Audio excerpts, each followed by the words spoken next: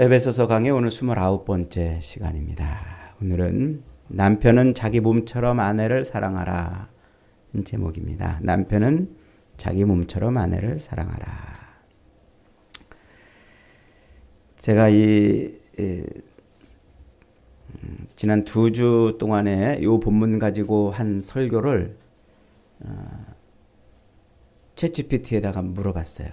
챗GPT하고 제미나이하고 이렇게 이 설교를 평가해줘.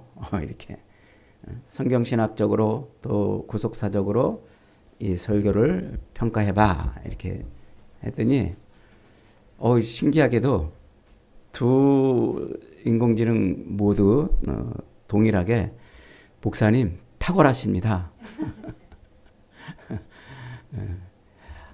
이렇게 이 본문에서 이런 깊은 통찰을 이렇게 보여주신 설교는 정말 아주 은혜가 됩니다. 이렇게 답을 하더라고요.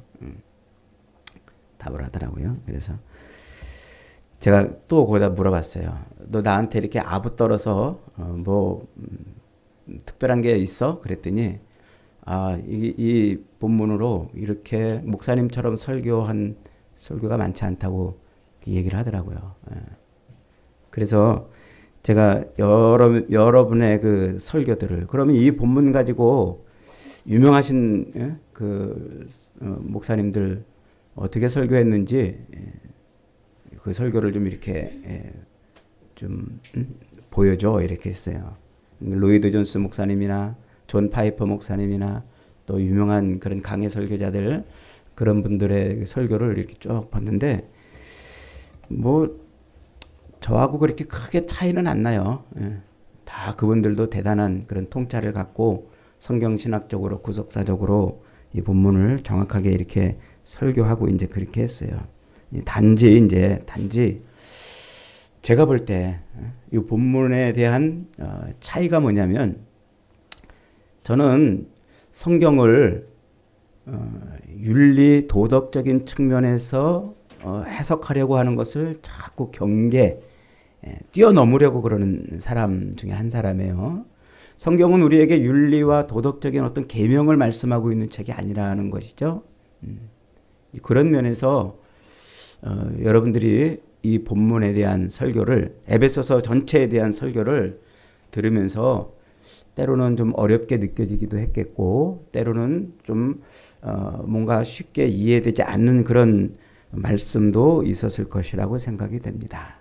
근데 제가 확신 가지고 이 인공지능에다가 이렇게 물어보면서 제가 확신을 가지고 이렇게 설교를 하게 되는 이유 중에 하나는 제가 그동안 궁금해했던 그런 부분에 대해서 상당히 그래도 이렇게 많은 주석들이나 혹은 또 책들이 정확하게 이거 설명하고 있다는 얘기예요.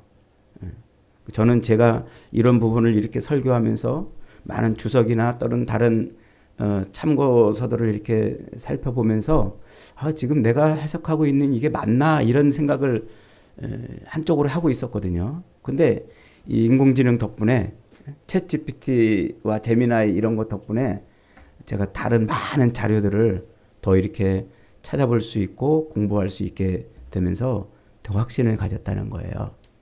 이렇게 보는 게 맞구나 하는 것이죠.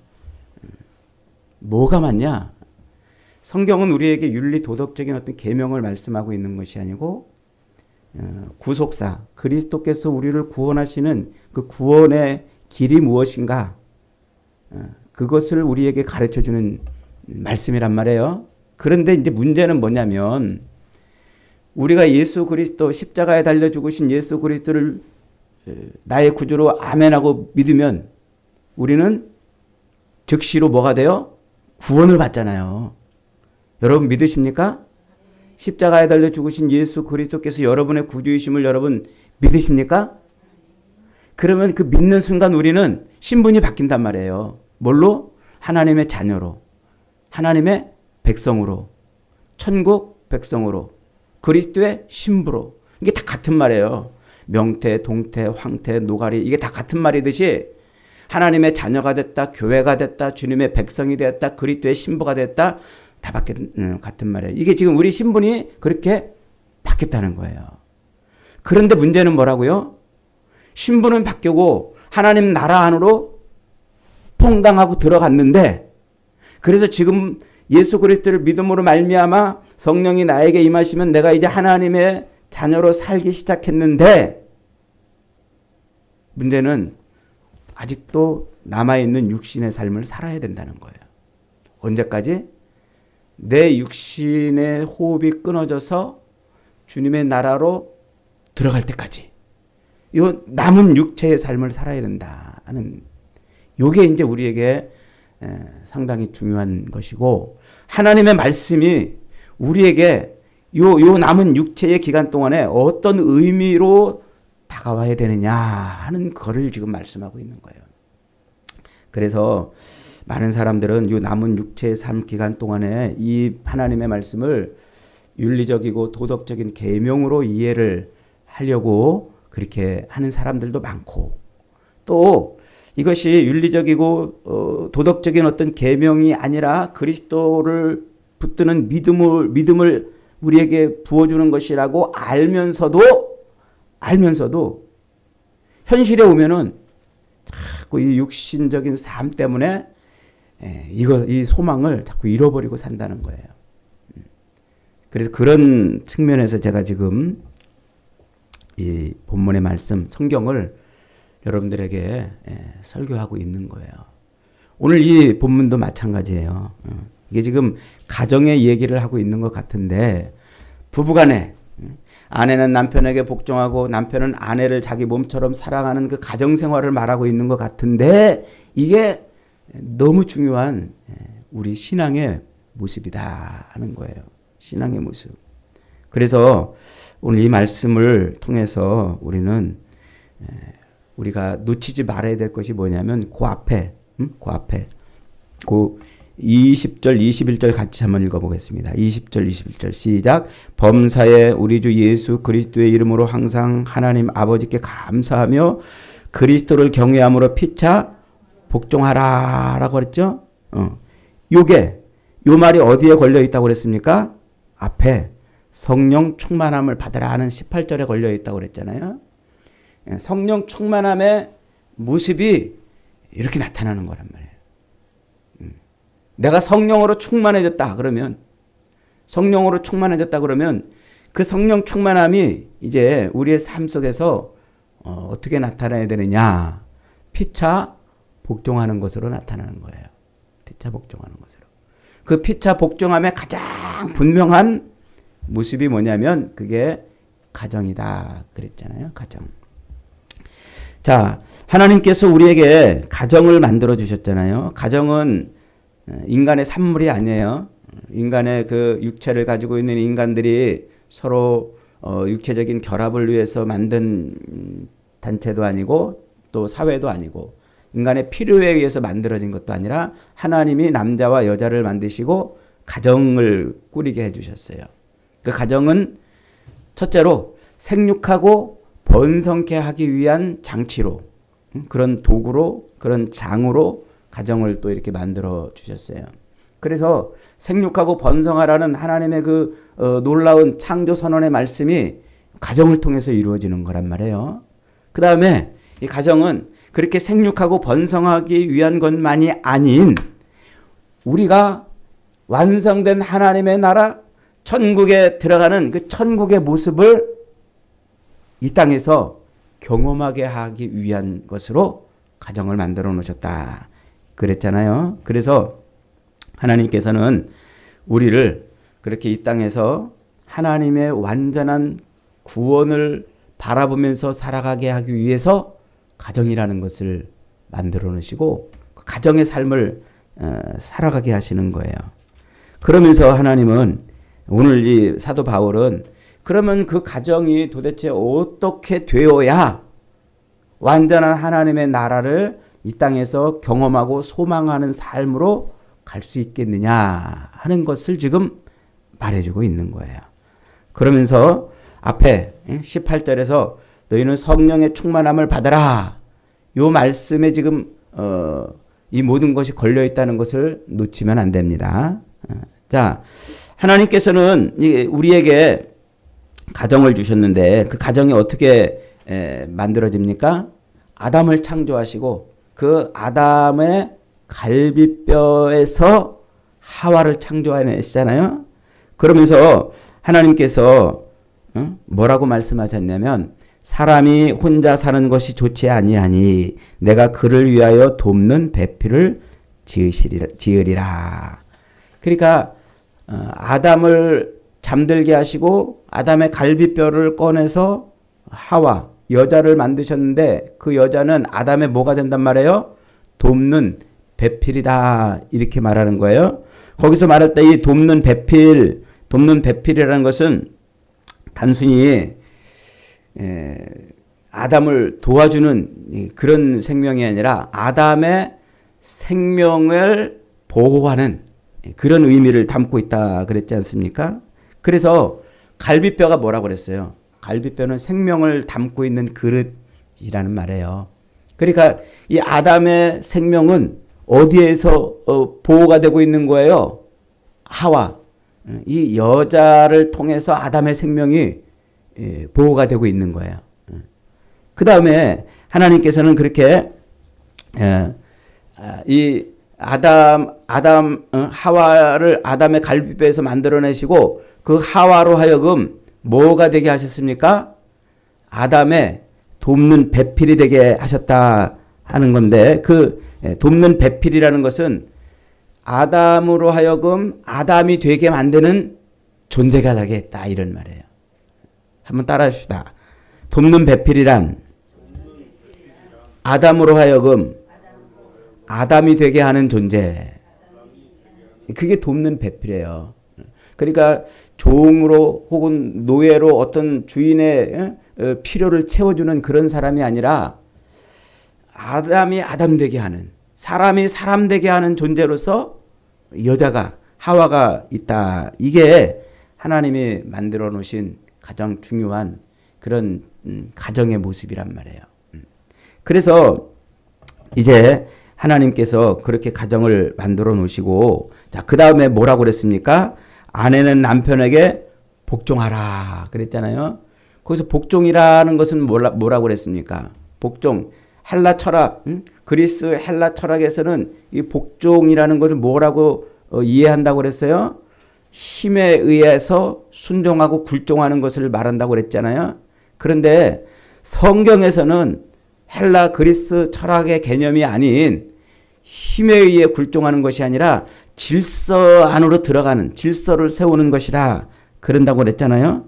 그래서 하나님께서 창조하실 때에 만들어 놓으신 그 질서, 그 질서 안으로 들어간다. 이런 의미를 담고 있다고 그랬어요. 그래서 아내들이 자기 남편에게 복종한다 이 말은 남편이 아내의 뭐가 된다? 머리가 되기 때문에 복종하라 이렇게 지금 말하고 있는 거예요. 그래서 휘포타소 어떤 질서 안으로 들어가서 그 질서의 상태로 있는 것을 말하는 것이죠. 그러니까 여자는 남자의 갈비뼈에서 나왔지만 여자의 머리가 남자이기 때문에 그 질서를 깨트리면 안 된다 이렇게 말하고 있는 거예요. 하나님의 이 명령을 어기고서 먹지 말라 한 선악을 알게 하는 나무 열매를 먹음으로 말미암아 인간은 하나님의 질서를 깨트렸어요. 그래서 자기가 모든 일의 머리가 돼요. 자기 생각대로, 자기 마음대로, 자기의 주체 사상을 가지고 자기가 자기를 위해서 사는 세상을 타락한 세상이라 이렇게 말을 해요. 그런 힘이 지배하는 타락한 세상에서 하나님이 다시 회복시키려고 하는 게 뭐냐면 하나님의 질서, 그 창조 질서를 회복하려고 그러는 거예요. 그게 구원이고 그게 회복이란 말이에요. 그래서 그 구원의 시작이 어디서 시작되냐면 바로 남자와 여자의 관계에서 시작이 되는 거예요. 그래서 여자는 남자가 자기의 머리라는 사실을 인식하고 그리고 하나님의 그 질서 안으로 들어가는 것. 이게 복종한다 의미예요. 이게 복종한다. 자, 그 다음에 오늘 말씀은 이제 뭐라고 말합니까? 25절 읽어봅니다. 시작. 남편들아, 아내 사랑하기를 그리스도께서 교회를 사랑하시고 그 교회를 위하여 자신을 주심같이 하라. 그랬어요. 그리스도께서 교회를 사랑하시고 자신을 주심같이 남자들은 여자를 사랑하는 거예요. 이 여자들은 남편에 대해서 뭐 한다고 그랬어요?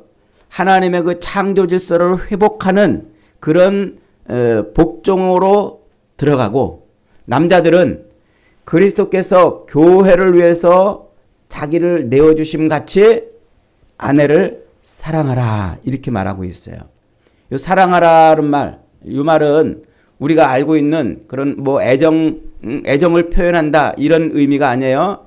아가페, 아가파오라는 말이에요. 아가파오, 헌신한다, 드린다, 내어준다, 자기를 희생한다는 말이에요. 이게 아가페라는 말이에요. 여러분, 그러니까 남편이 아내를 사랑할 때 그냥 그 아내를 위해서 아유 사랑해 하면서 무슨 쾌락적이고 감각적인 그런 육체적인 그런 행위를 하라는 것이 아니라 뭐 하라는 거예요? 자기를 희생하라는 거예요. 자기를 희생하라. 그런데 그 희생이 어떤 희생이냐? 그리스도께서 교회를 위해서 자기를 내어주셨잖아요. 그리스도께서 교회를 위해서 자기를 희생했잖아요. 그 희생을 말하는 거예요, 지금. 예수님께서 교회를 위해서 무슨 일을 하셨어요? 이 땅에 하늘 보좌를 버리고 자기의 그 모든 영광을 다 내버리고 이 땅에 육신의 몸을 입고 오셨잖아요. 그 육신의 몸을 입고 오셔서 죽어주기까지 하셨단 말이에요. 이게 그리스도께서 교회를 위해서 자기를 내어주신 사랑이에요. 자기를 내어주신. 자, 그런데 그 밑에 말이 더 중요해요. 자, 그 밑에 말 다시 한번 읽어봅니다. 아내들이여, 죄송합니다. 25절. 남편들아 아내 사랑하기를 그리스도께서 교회를 사랑하시고 그 교회를 위하여 자신을 주심같이 하라. 그랬는데 이는이라고 이렇게 지금 이어지죠. 이는이라는 말이 뭐예요? 위에 앞에서 그리스도께서 교회를 위해서 자기를 내어주신 것은 이라는 말이에요. 내어주신 것은 계속해서 물로 씻어 말씀으로 깨끗하게 하사 거룩하게 하시고 자기 앞에 영광스러운 교회로 세우사 티나 주름 잡힌 것이나 이런 것들이 없이 거룩하고 흠이 없게 하려고 그러셨다. 이게 이해가 되시죠? 그러니까 예수님께서 교회를 위해서, 교회가 누구예요? 저와 여러분이잖아요. 우리잖아요. 예수 그리스도를 믿고 주님 앞에 서 있는 사람들을 교회라고 그런다고 그랬죠. 앞에서 이미 교회에 대한 정의는 충분히 설명을 했어요. 그래서 그리스도의 음성을 듣고 그리스도 앞에 다 모여 있는 사람들을 교회라고 말하는데, 그 교회를 위해서 예수님이 뭐 하셨다고요? 자기를 희생했단 말이에요. 자기 목숨을 내어줬단 말이에요. 왜 그렇게 하셨다고요? 왜?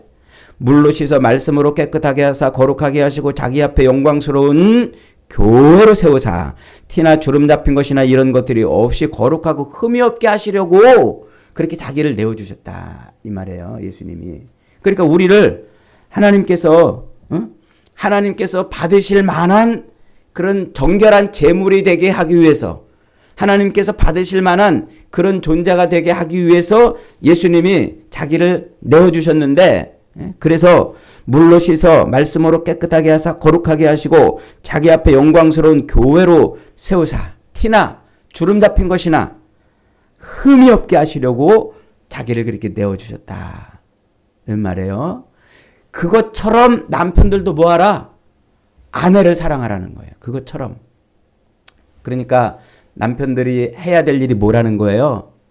여자를 기분 좋게 하고 뭐 사랑해 그러면서 뭐 난 당신이 최고야 이런 말 같은 것으로 자기 사랑을 표현하는 게 아니라 그 아내를 뭐 하라는 거예요? 아내를 물로 씻어 깨끗하게 말씀으로 깨끗하게 하고 거룩하게 하고 또 주름 잡힌 것이나 티나 주름 잡힌 것이나 이런 것이 없이 거룩하고 흠이 없게 하려고 자기를 내어주라 이 말이에요.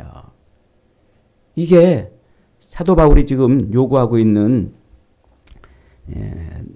남편들이 아내에 대한 요구인 것입니다. 그래서 28절에 이렇게 말해요. 이와 같이 자기 남편들도 자기 아내 사랑하기를 자기 자신과 같이 할지니라. 요 자기 자신과 같이라고 이렇게 번역을 해놨는데 요게 옛날 성경에는 자기 몸같이 하라 이 말이에요. 자기 몸같이. 그러니까 자기 몸 사랑하듯 자기 몸 챙기듯 자기 몸 간수하듯 그렇게 아내를 사랑하라 지금 그렇게 말씀하고 있는 거예요. 자, 그러면서 29절에 이렇게 말해요. 누구든지 언제나 어느 때나 자기 육체를 미워하지 않고 오직 양육하여 보호하기를 그리스도께서 교회에게 함과 같이 하나니 우리는 그의 몸의 지체임이라. 참 이게 아무리 봐도 어려운 얘기예요. 지금 사도 바울이 쉬운 얘기를 하고 있는 게 아니에요. 가정 얘기를 하는 것 같다가 남편과 아내는 이렇게 서로 사랑하며 살아라 이렇게 말하는 그 말을 하는 것 같다가도 갑자기 그 말이 예수님과 교회의 관계로 또 뛰어넘어갔다가 또 예수님과 교회의 관계를 다시 가정에다가 적용을 시키는 이런 말이에요. 이게 사실은 쉬운 말이 아니에요. 그러니까 그냥 우리가 인간적으로 생각하면 이 말을 그냥 쉽게 생각해도 돼요. 윤리도덕적으로 너희들 부부가 됐구나. 그러면 부부는 어떻게 살아야 되는 줄 알아? 남편은 아내는 남편에게 순종하고 또 남편은 아내를 자기 몸처럼 사랑하면 돼. 이 그냥 간단한 말이잖아요. 근데 이 말 속에 지금 뭐를 자꾸 집어넣고 있어요? 그리스도와 교회의 관계를 자꾸 집어넣고 있다는 말이에요. 그러니까 가정이라는 게 도대체 뭐예요? 가정은 그저 남자 여자가 필요에 의해서 만나서 애 낳고 사는, 그래서 행복하려면 둘이 찌그덕바그덕 싸우지 않고 그냥 사랑하며 사는 그런 공간이 아닌 그리스도 예수 그리스도의 구원을 성취하는 곳이어야 한다 이 말이에요. 지금 가정이라는 게 우리가 생각할 때, 인간적으로 생각할 때 가정이 뭐예요? 그저 그냥 마음에 맞는 남자 여자 둘이 만나가지고 살다가 아이고 우리 안 맞네, 서로 안 맞네, 헤어져 그러고 찢어지는 그런 곳이거나, 혹은 어차피 이제 만나서 사니까 그냥 서로 이렇게 정붙이고 살면서 애 낳고 그렇게 사는 것이지 라고 하면서 사는 곳이 아니라, 여기에서 이 가정이 뭐라는 거예요? 하나님의 창조 질서를 회복하는 곳이고 하나님의 구원을 경험하는 곳이 되어야 한다. 지금 그 얘기를 하고 있는 거예요. 그 얘기를. 그래서 자꾸 이 가정 얘기를 남편이, 아내가 남편에게 복종할 때 교회가 그리스도에게 복종하듯 하라 자꾸 그렇게 엮어가는 것이고, 또 남편이 아내를 사랑할 때 그리스도께서 교회를 사랑하시는 것처럼 사랑하라 그렇게 자꾸 엮어가는 거예요. 그러니까 여러분, 가정이라는 게 뭡니까?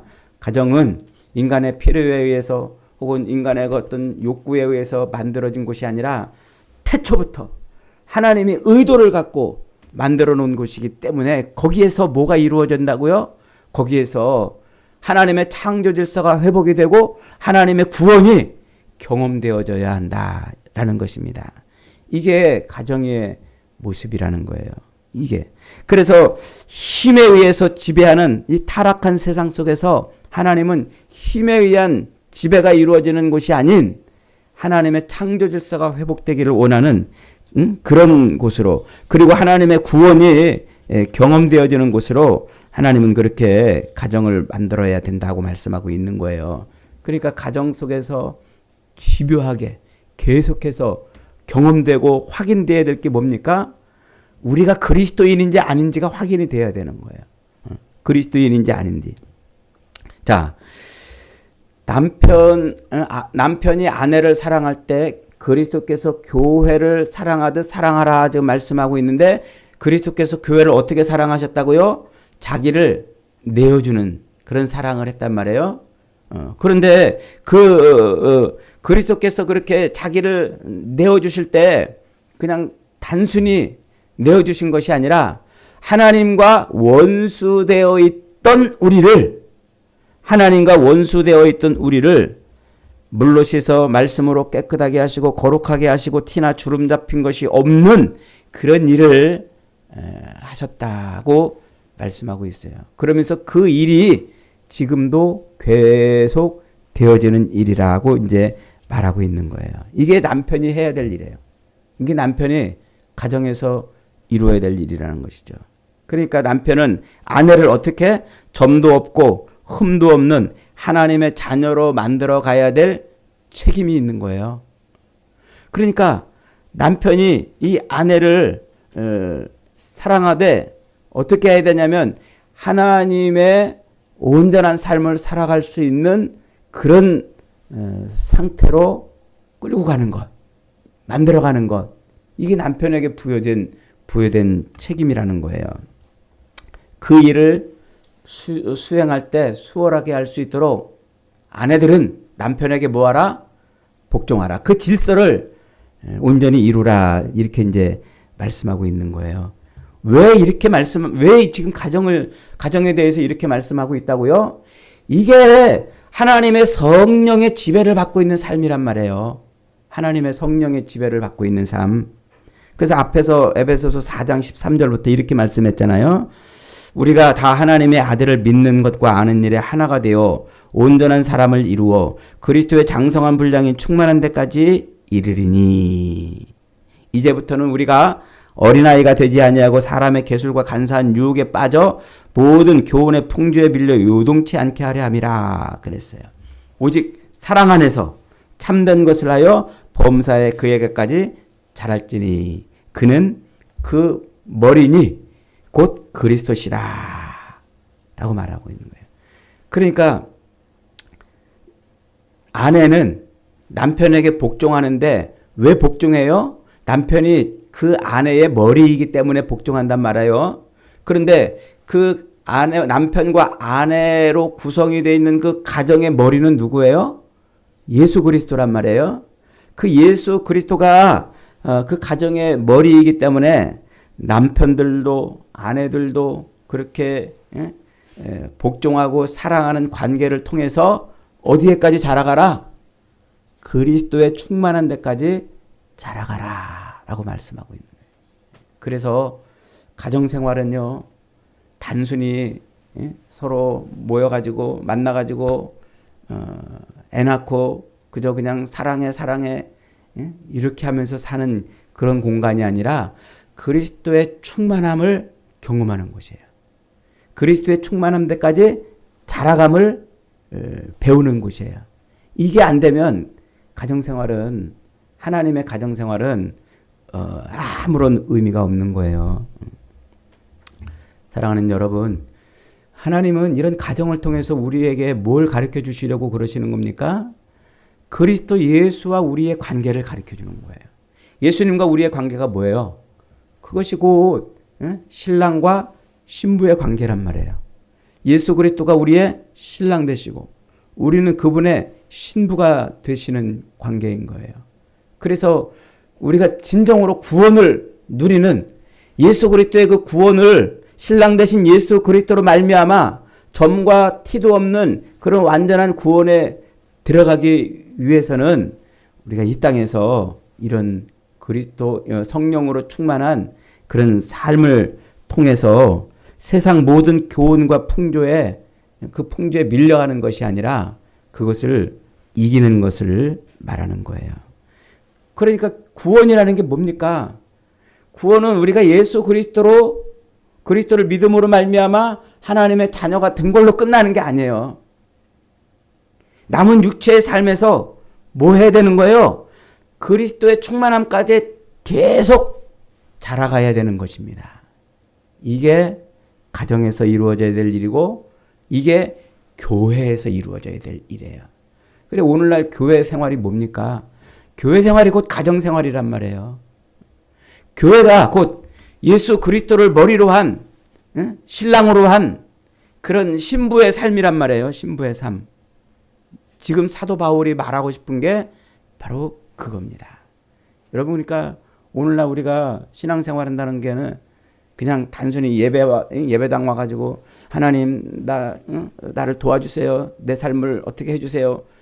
그렇게 고백하고 기도하고 왔다 갔다 하는 곳이 아니라 여기서 교회에서 내가 뭐가 되는 거예요? 완전한 그리스도의 사람으로 변화되어 충만한 삶을 살아가는 것을 의미해요. 얼마 전에 어떤 목사님이 교회 설립 기념주일 됐다고 저한테 와가지고 축사를 좀 부탁을 했어요. 근데 교회가 이제 개척해가지고 한 10년쯤 됐는데 개척할 때 이미 벌써 한 100여 명으로 이렇게 시작을 했는데 지금 한 400여 명 이렇게 늘어났더라고요. 부흥을 했더라고요. 그러면서 이제 그렇게 커지니까 이제 여러 이제 뭐 목사님들이 오셔가지고 축하하고 축복하고 뭐 크게 부흥됐다고 그러고 이제 막 그렇게 얘기를 하는데 제가 그 교회 프로그램을 가만히 이렇게 이제 교회 안에 움직여지는 그런 프로그램들을 가만히 들여다보니까 이거는 교회가 부흥됐다고 말하기는 좀 어려운 그런 상황에 있는 것 같았어요. 무슨 얘기냐면 여러분 부흥이라는 게 뭐예요? 성경이 말하는 부흥이라는 것은 숫자가 늘어난 것을 의미하지 않아요. 이 성경에서 부흥이라는 말은 생명이 다시 살아났다 이 말이에요. 생명이 살아났다. 그걸 부흥이라고 말을 한단 말이에요. 그러니까 교회가 부흥됐다 이 말은 죽었다가 다시 생명을 얻어서 살아났다 하는 것을 의미한단 말이에요. 생명을. 그러면 여러분 생각해 보세요. 여러분이 예수 그리스도를 믿기 전에는 다 죄와 허물과 죄로 죽었던 존재들이라고 앞에서 사도 바울이 2장에서 말했지 않습니까? 그러면 죽었다가 그리스도로 말미암아 다시 살아났으니까 그게 뭐예요? 그걸 생명을 얻은 것을 부흥이라고 말한단 말이에요. 그러면 여러분 우리가 죽었을 때는 어떻게 살았어요? 세상 풍조를 따라 살았단 말이에요. 세상 이념과 세상 철학과 세상 방법과 세상 사상과 세상 이런 가치와 그런 것을 가지고 그게 뭐예요? 그게 육신을 위한 삶이란 말이에요. 육체에 집착한 삶, 이 육신으로 사는 삶에 붙들려 사는 삶. 그게 육신의 삶이고 세상 풍조를 따라 사는 삶이고 그게 죽어 있는 삶이란 말이에요. 그런데 우리가 예수 그리스도로 말미암아 이제 생명을 얻었어요. 살아났어요. 그러면 우리는 이제 뭘 위해서 살아요? 세상의 이념과 가치와 사상과 철학과 문학과 문화와 이런 것을 따라 사는 것이 아니고 하나님의 나라를 따라 사는 것이잖아요. 그걸 부흥이라고 말하고 생명을 얻었다고 말하고 다시 살림을 받았다고 말한단 말이에요. 그런데 오늘날 교회는 어때요? 예배당에 수많은 사람들이 왔다 갔다 해도 그들이 와서 진짜 생명을 얻는 게 뭐냐면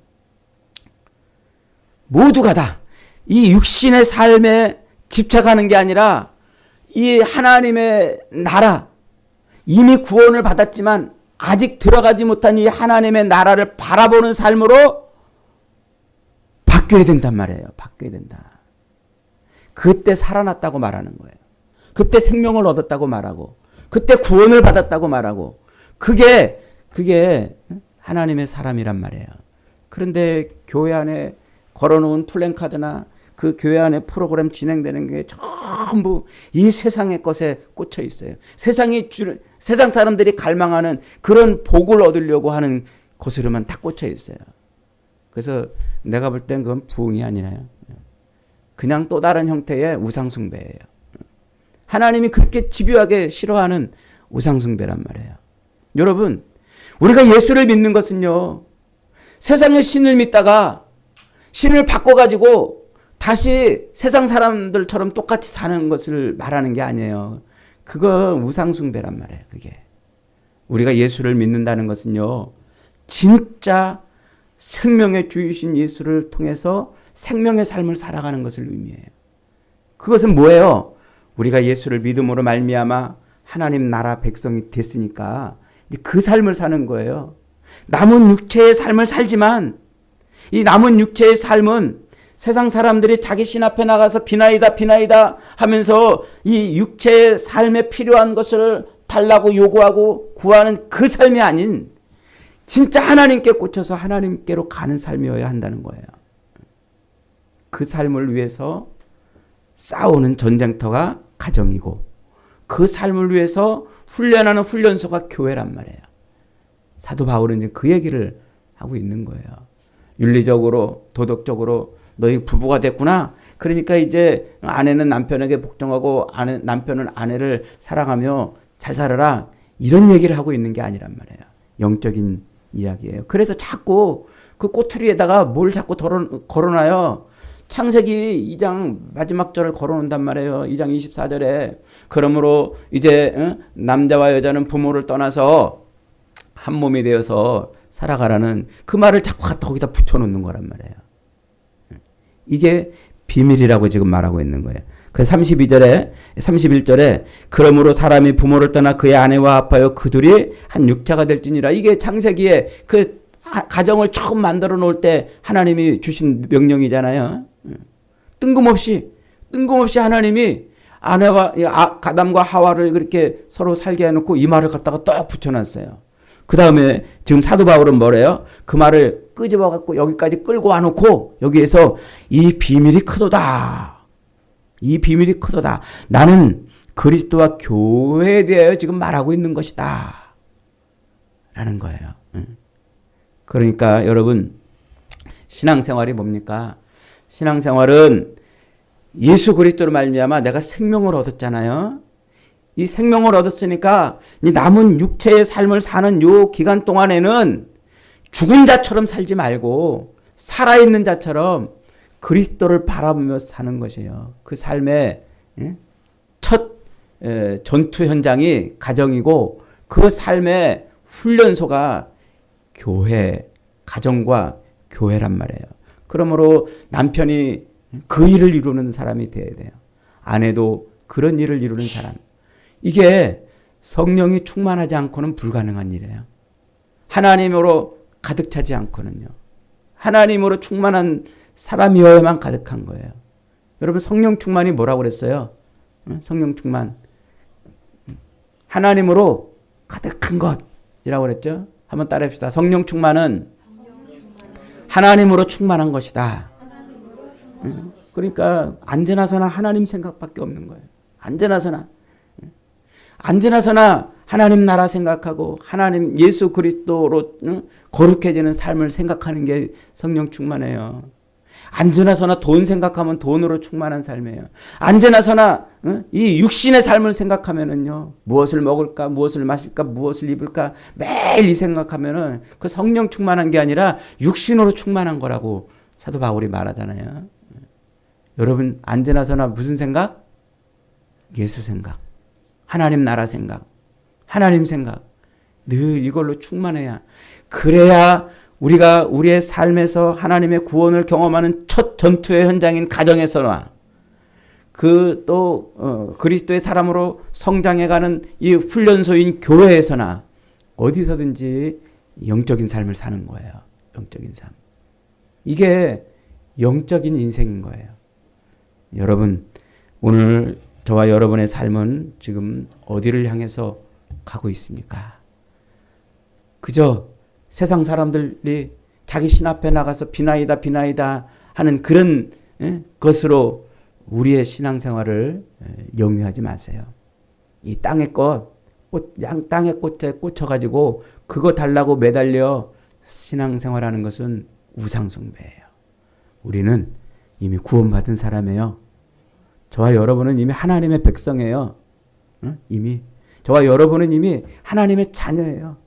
그러므로 우리는 이제 비록 남은 육신의 삶을 산다 할지라도 하나님의 자녀의 삶을 내야 돼요. 성령에 붙들려서 하나님으로 충만한 삶을 살아야 돼요. 그럴 때 저와 여러분의 인생이 하나님의 나라를 이루는 그리스도의 정결한 신부가 되는 그런 인생들이 되는 것입니다. 저와 여러분의 삶이 주님 앞에 섰을 때에 흠도 없고 티도 없는 그런 정결한, 주름 잡힌 것이나 티나 이런 것이 없는 정결한 그리스도의 신부로 설 수 있기를 주님의 이름으로 축복합니다. 아멘.